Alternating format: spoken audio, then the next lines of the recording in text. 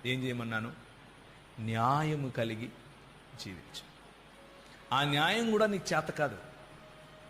ఒకసారి ప్రభు దగ్గరికి వచ్చి మనం న్యాయం కావాలి ప్రభా అని మనం అడిగితే ఆయన అంటాడు, ఒకసారి ఏం జరుగుతుందంటే యేసు ప్రభు వారు ఒక వృత్తాంతం చెబుతారు.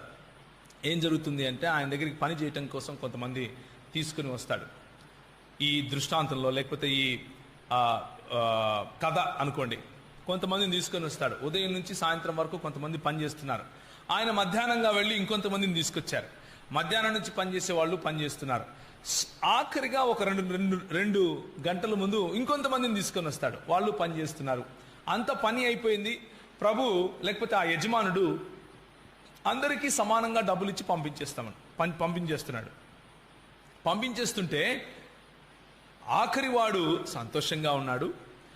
ఆఖరి వాడి కంటే ముందు వాడు కొంచెము అలా మూతి పెట్టుకున్నాడు. వాడికంటే ముందు వచ్చాడు చూసారా, వాడు కోపంగా ఉన్నాడు. వెళ్ళాడుగా, ఏమయ్యా ఎందుకు కోప్పడుతున్నావు అంటే, నేను ఉదయం నుంచి పని చేస్తున్నాను, వీడు మధ్యాహ్నం వచ్చాడు, ఆడు లాస్ట్లో వచ్చాడు, నాకు వాడికి ఇద్దరికి ముగ్గురికి ఒకటేనా? ఈయన అన్నాడు, నీకు ఎంత చెప్పాను నేను? అంత ఇచ్చానా లేదా? ఇచ్చావు, కానీ వాడికి ఎందుకు ఇచ్చావు అన్నది క్వశ్చన్.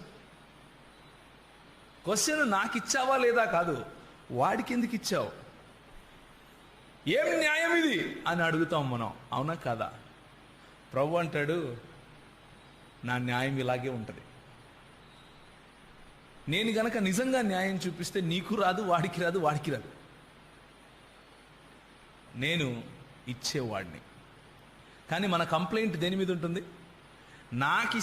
నాకిచ్చావా లేదా కాదు, వాడికి ఎందుకు ఇచ్చావు అన్నదే మన ప్రశ్న. మన ఫోకస్ అంతా వేరే వాళ్ళకి ఏమొచ్చింది అన్న దానిపైన ఉంటుంది. అందుకనే మన బతుకులు అలాగే ఉంటాయి. కనుకనే మనం ఎదగలేకపోతాం, కనుకనే పైకి ఎగరలేకపోతాం.